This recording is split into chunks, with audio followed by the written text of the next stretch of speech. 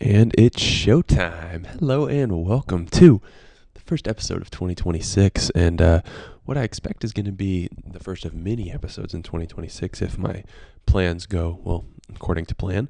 And you know, this podcast now, there's a few different ways to view it. I'm going to upload the audio like I normally do. You can also find the video on YouTube. Maybe that's how you're watching it.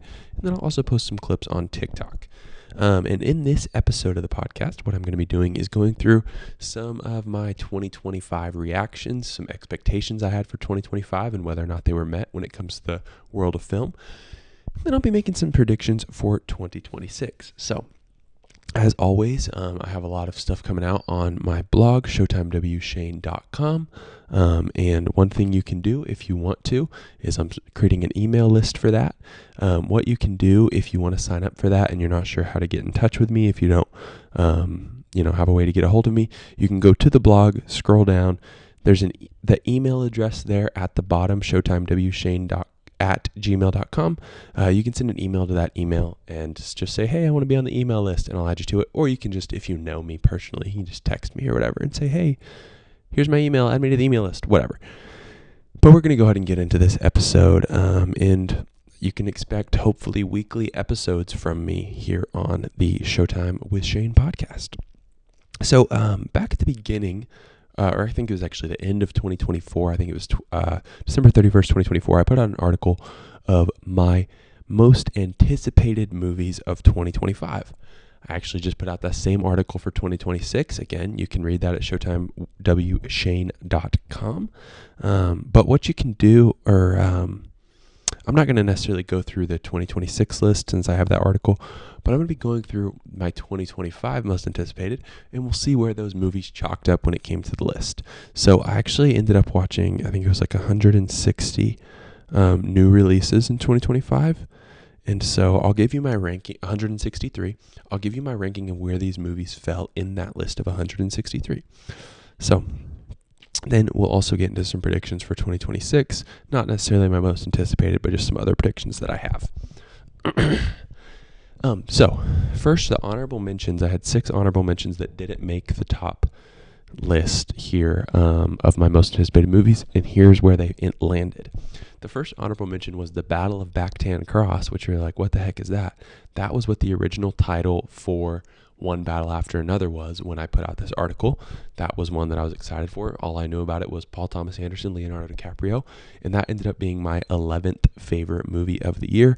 I think it's one of the best movies from the year. It's something to always keep in mind when I'm talking about movies is I'm usually talking about my enjoyment of the film, not the quality. In terms of quality, One Battle After Another is probably top 5. In terms of my favorite, it comes in at number 11. Then another runner-up I had was F1. Again, all I knew about it was Brad Pitt, Joseph Kosinski, movie about racing. I don't know anything about F1. I watched the movie 3 times this year. Still don't know anything about F1 other than what's in that movie. But it came in as my 3rd favorite movie of the year. I absolutely loved it. Like I said, I saw it 3 times in theaters. I loved that movie. I was just talking to my mom literally about it yesterday. I think that movie's so fun. I want to rewatch it soon. Maybe I'll be able to convince my wife to watch it, but probably not. But if so, I'll watch it again with her. Okay, another movie, this one is the first one that didn't quite live up to my expectations, is The Gorge, which maybe that's on me for having expectations. Really, the reason I was excited for that one is because it was coming out earlier in the year. I thought it had a cool sounding premise, and then it had Miles Teller and Anya Taylor-Joy. Thought that was going to work out. I had it coming in at number 77, so about right in the middle of my all-times rankings, a little further to the front. I gave it 3.5 stars, so it's not bad. A 3.5 for me is like a 2.5 from somebody else because I'm pretty generous with my scores because I just love movies. But overall, it's just a really forgettable film. Towards the beginning half of the year, it was one that was really high up on my anticipation. But obviously, that's going to go down now. Maybe that's not obvious, but all right. And then another one that I was excited for was Karate Kid Legends, which came in at number 68. Again, based on my enjoyment, not quality. Quality-wise, it would be a lot lower. But I had a fun time with it. I went and saw it with my family, so that was fun. And, it had some cool moments, some good nostalgia. And I think the biggest fault with the movie was that it really didn't have any connection to Cobra Kai, which I love Cobra Kai. I wish it would have had more. You know, it had one little cameo at the end, but hopefully I think they're planning on continuing this franchise. Hopefully they bring in some of the characters from Cobra Kai. Okay, my next honorable mention was the movie Love Hurts, starring Ke Huy Quan. Another one, the main reason I was excited for it is because it was coming early in the year, hopefully to hold me over right until the big hitters started hitting. It did not. It was pretty bad. It came at number 121 out of 163, so not very good. It's far and away the lowest here on this list. The Gorge would be the second lowest at 77, so nearly 50 spots behind that. It just was not good. Ke Huy Quan was fun, but everyone else was pretty not great, to be honest with you. And I mean, even he was trying his best, but there was only so much he could do. It just was not a very good movie, unfortunately, and very forgettable action film from the year. And my final honorable mention was The Smashing Machine, starring The Rock, and that one ended my end of year list at number 34. So pretty good. I enjoyed it, and I had a fun time with it. That's really all I can say is I enjoyed it. I had a fun time with it. I thought that The Rock gave a really great performance. My huge takeaway performance from it was Ryan Bader as not as Mark Kerr, as Mark Coleman. I thought his performance was actually the best in the film, my favorite performance. But yeah. Okay, we'll move on to the actual list, which this isn't like a 10. I think it's actually like 14 movies because I combined some into multiple entries when I was writing the list. But we'll go through it just kind of in the order that I put out the list. So first was Avatar, Fire and Ash, which came in and ended the year at number 8. I absolutely loved it. I don't think it was quite as good as The Way of Water, but I think it was better than the original Avatar. And I'm really excited to see where it continues. I know they're kind of like, oh, are we going to see Avatar 4 and 5? Yes, we're going to see Avatar 4 and 5, even if I think the only situation we don't is if James Cameron's like, nope, we're doing it. But I don't know what the legality behind that looks like. Maybe they would just be like, okay, well, we'll do it without you. I don't know. I hope that's not the case because I don't think these movies would be, they wouldn't be anything without him, obviously. But I don't think they would succeed without him, at least as a producer or some sort of decision maker in it, even if he's not directing. But that came in at number 8 overall. Really enjoyed it. Jurassic World Rebirth came in all the way down at 53, so it is the lowest of the movies that made my actual list, so not counting the honorable mentions, it's the lowest. So like I said, I enjoyed it. I saw it in the theater. That was fun. Cool effects, it's dinosaurs. I love Jonathan Bailey. That helps. I thought Mahershala Ali was great. Scarlett Johansson was cool as well. But I don't understand how they keep messing these movies up. It's like they've all been fine. I don't think any of them have been necessarily bad, but I feel like it should be so easy. You're just making a movie about dinosaurs. Dinosaurs are like inherently one of the coolest things there are. So it's like, just make a movie about that. I feel like it just gets overcomplicated, but yeah. And then the next entry was the 3 MCU movies that dropped last year. Those were all kind of as one entry. And so we'll go kind of front to back, or back to front on this. The worst one, obviously, was Captain America Brave New World. I had it come in at my 50 spot out of 163 because I actually still really enjoyed it. I'm a sucker for a Marvel movie. I say this all the time to my wife and other people. I'm not a cinephile. I'm a movie lover, and I think the difference is I love Marvel movies. I love big blockbusters. I love big franchises. Not that cinephiles don't also, but it's like I'm more inclined to like and enjoy that than some French New Wave film, just to be completely honest with you. I'll still watch and likely enjoy both just because, I love movies. But that's kind of how I was. But Captain America Brave New World was definitely the weakest here, though I don't think it was as bad as a lot of people said. I think the major fault with the movie was actually just the marketing. I think it was not marketed well. I think that they should not have revealed anything about Harrison Ford being the Red Hulk because it's played like such a twist in the movie. So, yeah. Then, right in the middle is Fantastic Four First Steps, which came in at my 17th favorite movie of the year. I really enjoyed it. Though it was higher, and then it's kind of fallen down because I haven't felt the need to go back and rewatch it. A lot of the other movies I've either felt the urge to rewatch or just genuinely did rewatch or have thought about a lot. It's like I watched Fantastic Four. I really enjoyed it, but I didn't really think about it after that. Even when it dropped on Disney Plus, I wasn't like, oh, maybe I should go watch that again. So it kind of fell down. I think I had it was in the top 10 and it just kind of kept falling down. So it ended at number 17. Still really good. I still really enjoyed it. I loved what it did with the Fantastic Four. I think it's the best adaptation of the Fantastic Four. I think every character, all four of them, are the best version of their character, genuinely, that we've seen on the big screen. So yeah. But the highest Marvel movie, and it's just a few spots ahead at number 13, is Thunderbolts. Again, like F1, I saw Thunderbolts 3 times in theaters. With both of those, it's because I had multiple people in my life that were like, hey, want to go see it? And I was like, yeah, for sure. So I went several times with all of them because I love going to the movies. And I really enjoyed Thunderbolts. It was definitely the one I was the least excited about of the 3, but they did a great job with it. It was well written. The dynamics were fun. It was super emotional, very heavy, touched on a lot of, like mental health and tough subjects like that, struggles. Thought the marketing for this movie was absolutely fantastic. I thought the whole switch a few days after the movie came out to the new Avengers was fantastic. I think that was a great choice, and I'm excited to see hopefully what these characters do in Avengers Doomsday. But I guess we'll see if they have a big part to play in that movie or not, because I don't see how anyone could have a big part to play in that movie since there's 100 people in the cast. All right, my next most anticipated movie was Mickey 17, which was one of my favorite movies of the year when it came out, because it came out so early, but it kept falling, and is now at the 40 spot at the end of the year. I do think Robert Pattinson's performance is something that should be talked about. I think it's fantastic. I think he does a great job playing Mickey 17 and 18. My main critique of this movie, and you can find reviews for I think all of these movies on my blog if you're curious and want more thoughts on them. My main critique with this movie is that there weren't enough antics. It should have been a little sillier, and there should have been some antics, and we should have gotten at least some sort of good fleshed out montage of the other 16 Mickeys dying, where it's there was a good opportunity there to do something funny, and it's just I kind of expected that as well from Bong Joon-ho as the director, because I feel like that's kind of his thing, but it's just the movie wasn't silly enough, if that makes sense. Yes, of course that makes sense. That's a normal thing to say, but it wasn't silly enough, but the high was definitely Robert Pattinson's performance and his chemistry as both Mickey 17 and 18 with Naomi Ackie was great. Chef's kiss. Okay, my next most anticipated movie of the year was Mission Impossible: The Final Reckoning, and it ended up at my number 23 spot.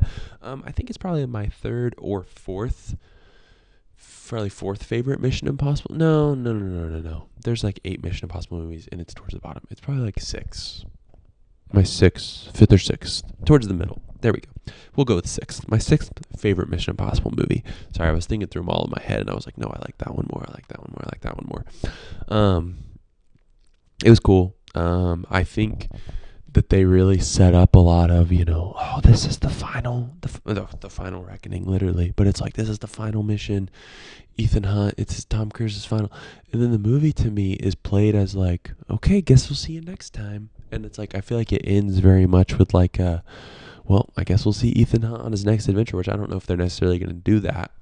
But the movie to me feels it ends just like all the rest. And it's we'll see him in the next episode. And it's, I don't know. I don't think they need to necessarily have killed the character off. I don't think that's the only way to wrap it up, but the way it ended to me was not the ending of a big franchise. It leaves it very purposefully open-ended, I think. So yeah. And then my next most anticipated after that was The Running Man, which came in a couple spots before that at 21. Again, this is a movie I was a lot higher on than consensus, and I understand the faults with it from a critical perspective. Again, I'm looking at it from a fun perspective, and I had fun with it. I absolutely love Glenn Powell. He is probably in my top 5 actors right now that it's if he's in it, that is a guaranteed button a seat for me. I would think he's probably the 4th actor of all that's gonna pique my interest just by having him in it. I watched Chad Powers this year, thought it was cool, but you know what, next season of Chad Powers, whether this one sucked or not, I was gonna watch it because Glenn Powell's in it. So I love Glenn Powell, and that's kind of the takeaway from the movie is I love Glenn Powell. I like Michael Cera's character. again, I think the movie could have used maybe a little more silly antics, but this one had a good amount. So, that's kind of a weird critique. But anyways. All right.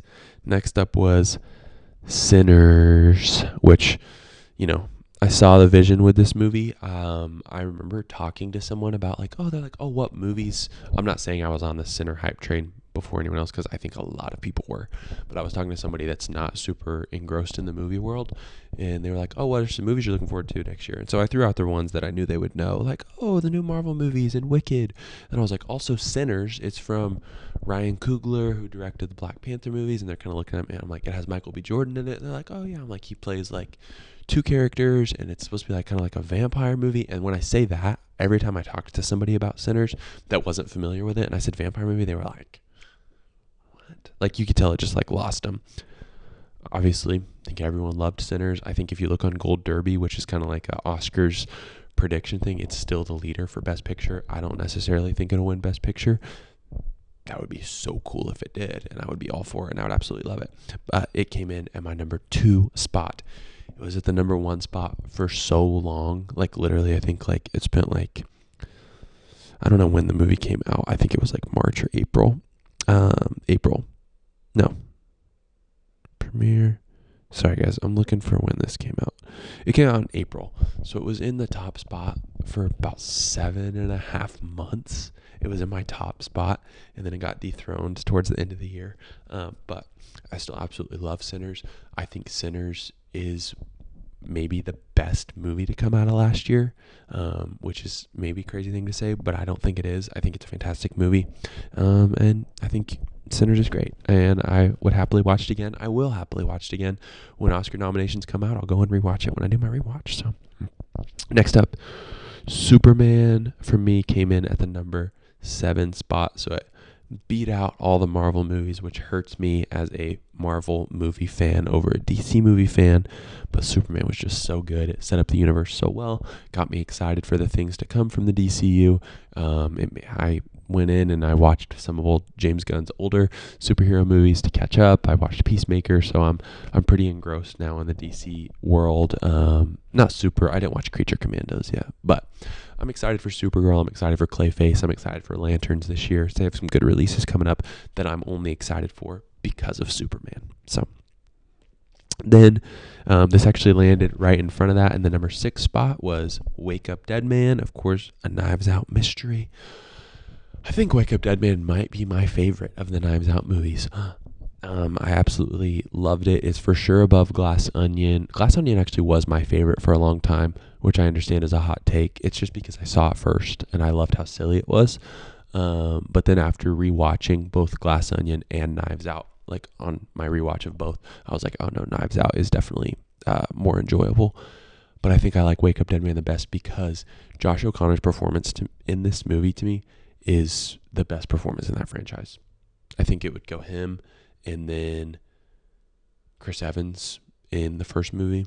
I think those are the 2 best performances from the franchise, and I think Josh O'Connor is the best, genuinely. I think it's so good. I love what it does, talking about religion and faith, for both from the point of view of somebody that's their whole life, that's what they do for work, that's what they're invested in, and then somebody that's on the complete opposite side that doesn't want anything to do with it. I think he did a good job balancing that as someone who is invested in my religion and my faith. I just think they did a really great job with that. I thought it was very nuanced.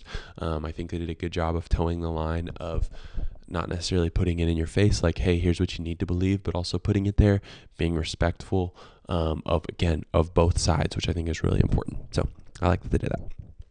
Then my most anticipated movie of the year was Wicked for Good, and it came in at the number 10 spot. That was going into the year. It was my most anticipated.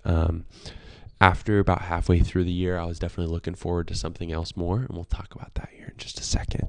But Wicked for Good became my 10th favorite movie of the year. And again, that's based on enjoyment, not quality. I think it is pretty clearly not as good as the first movie in terms of a lot of things, but I still think it's really good, and I really enjoyed it, and I'm excited to rewatch it. I'm kind of waiting. I'm surprised they haven't dropped. Maybe they have and I missed it, but I don't think they have because I'm usually pretty ingrained in that kind of stuff. I want to rewatch the movie, but I was kind of waiting for them to drop a sing-along version at the theaters, and my wife and I were going to go. But they haven't yet. So I don't know, which I know they had already done it for Wicked at this point because they did it towards the end of December, but I don't know. I guess we'll see. Maybe there's just not the demand for it. I don't know, but people will definitely go. And my most anticipated movie of the year, which finished in my number one spot, Marty Supreme. Timothée Chalamet does it again. Oh yeah, come on. I mean, I'm a Timothée Chalamet truther. I think he is the greatest to do it. And I think he's going to go down as the greatest to ever do it. I think he's fantastic in this film. I think it is one of his best performances. I think he's going to lock up the Oscar. And that's what I got for you. I think Marty Supreme is fantastic. And if you haven't seen it yet, you should. There are going to be some people that are going to see it and be like, that was so stupid, I hated it.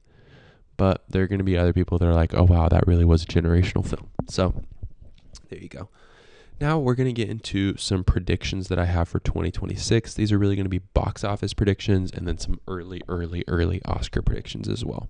So we're going to go through some of the big releases from 2026 that are coming out, and I'm going to tell you whether or not I think that they are going to hit $1 billion or more at the box office.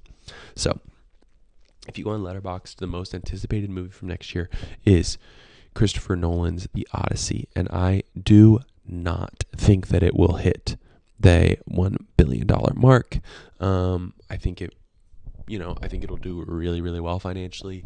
Oppenheimer made like 900 million, so it's like I could see The Odyssey getting there, but I just don't see it crossing the $1 billion mark. I think Oppenheimer was really, really helped out by the Barbenheimer phenomenon. I think Oppenheimer is, of course, a great movie, but I'm talking in terms of commercial success. It was boosted, I think, more than we know by the Barbenheimer phenomenon. The Odyssey does not have that. It has so much hype around it, but I just don't know if it's going to get a general audience member in the theater enough to get it to 1 billion. Let me say this. I want to believe in movies. I hope I'm wrong. I hope all these movies make $1 billion and more. I'm just trying to be realistic here for the most part. Then the next most anticipated movie of next year, according to Letterboxd, is Dune Part 3. And again, I do not think that it will hit $1 billion. I don't think it will probably come close. Dune Part 2 made... How much did Dune Part 2 make? Hold, please. Dune Part 2 made $715 million. I would put Dune Part 3 maybe in that 700 to 800 range if I had to make a guess. The Odyssey, by the way, I'll throw out my guess just so if it's right, I can repost this clip. And if it's not, you'll never see this clip again. The Odyssey, I'm going to guess, will finish at about 750. And I think Dune is going to be in a similar spot I'll say 750 as well for both. So that's kind of my prediction there on those is 750 a piece. So there we go. And then next up, Avengers Doomsday. I've seen some people that are like, oh, I don't see like that it's going to that this one's going to do it. I just don't know if people are as excited for it. Listen, us movie folks, maybe not as, like the movie purists are maybe not as excited for this movie as the general population. But the general population is the majority here. This movie is going to blow $1 billion out of the wall. Like, yes, absolutely, this movie is making $1 billion. And I'm not trying to be mean. If you don't think so, I don't think you have any grasp on how big the Avengers name is to just the general person. They're going to be like, it doesn't matter. They could have seen none of the Marvel movies that have come out since Avengers Endgame. And they're going to be like, an Avengers movie? I'm going to the theater. That's it. Avengers Endgame made $2.7 billion. It's the second highest grossing movie of all time. Avengers Infinity War made $2 billion, seventh highest grossing movie. The Avengers made $1.5 billion, 12th grossest movie. And the lowest is 1.4 from Avengers Age of Ultron at 18. I think that this movie will make 1.3 billion. I don't think it's going to surpass Avengers Age of Ultron. I think it'll be the lowest. And I've seen some people that are like, oh, well, it's going to come out in the first week. It's going to get negative reviews and people aren't going to go see it. Again, that's not going to affect the average viewer going to see it. That's not going to affect comic book fans, comic book movie fans, superhero fans, whatever you want to call them, that's not going to affect them from going to see it, whether it's bad or not. They're still going to go see it. Yeah, it's just I don't think people understand, because yes, it's going to make $1 billion. There were 4 movies in 2025 that made $1 billion, like globally, and it was well, no, I'm sorry. There's 3. There's one that's about to. Ne Zha 2 was the lead at 2.2, which is a Chinese film. If you're not familiar, that was the leading grossing movie from last year. Number 2, Zootopia 2 made 1.4, and then Lilo and Stitch made $1 billion. Avatar: Fire and Ash is currently at $900 million. Will probably finish, I would guess, at 1.5 billion. But so there were 4 from last year. I think there's going to be 1, 2, 3, 4, 5. I think there's going to be 5 this upcoming year. And the next one that I think is going to be Spider-Man Brand New Day again. Guys, Marvel just has it going. Spider-Man Far From Home and Spider-Man No Way Home both eclipsed $1 million.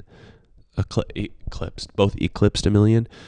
And Spider-Man No Way Home made 1.9, and that's in a post-COVID world. Yeah, that's insane.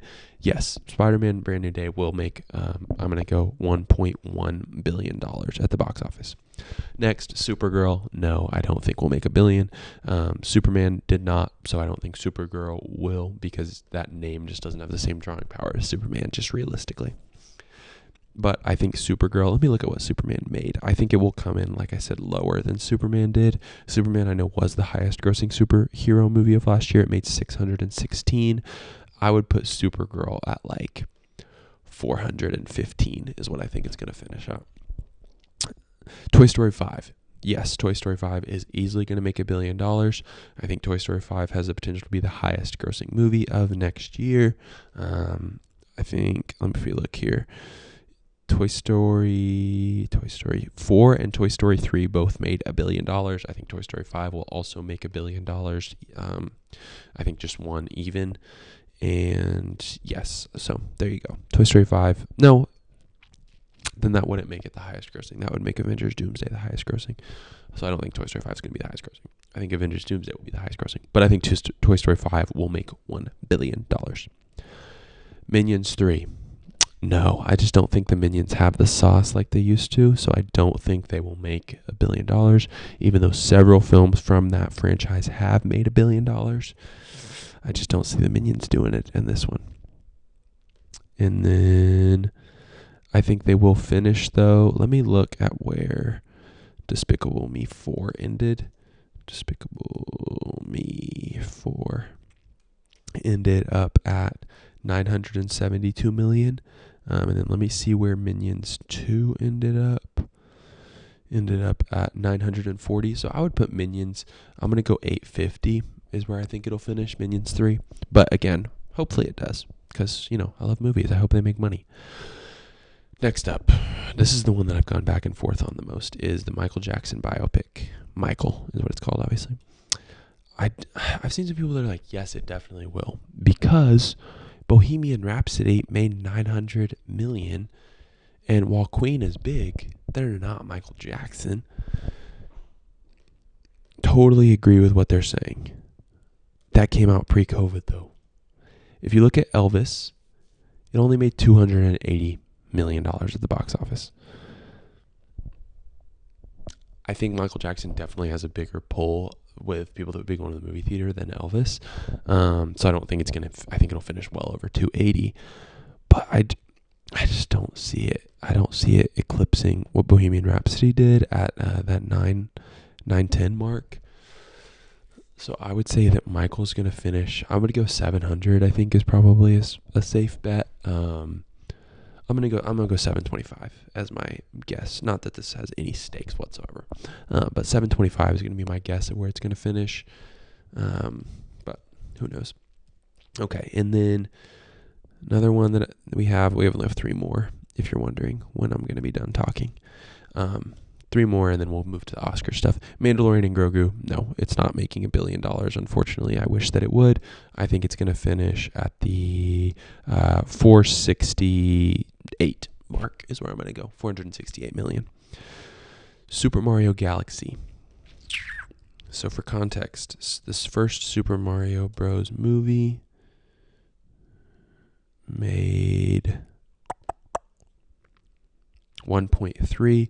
I think this one will make 1.2 billion next year. So yes, it will make $1 billion. And finally, Moana, the live action remake of Moana. I've gone back and forth several times on this one, whether or not I think it will.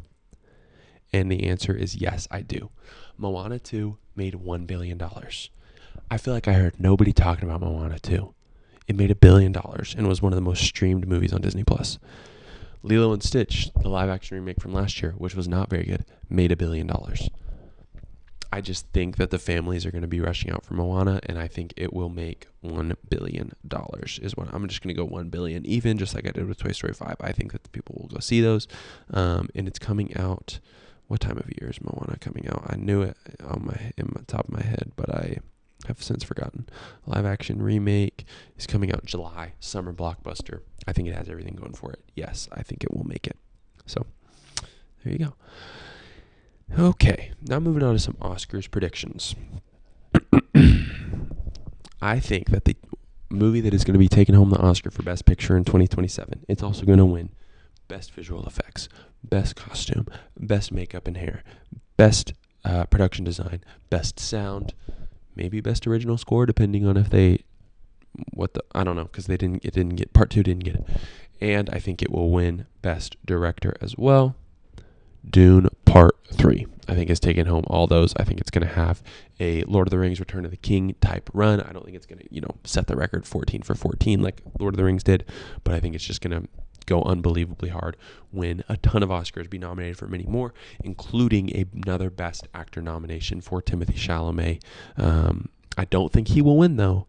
I think the winner will be Matt Damon for The Odyssey, because I think Matt Damon is the kind of actor that they really, really want to give an Oscar to.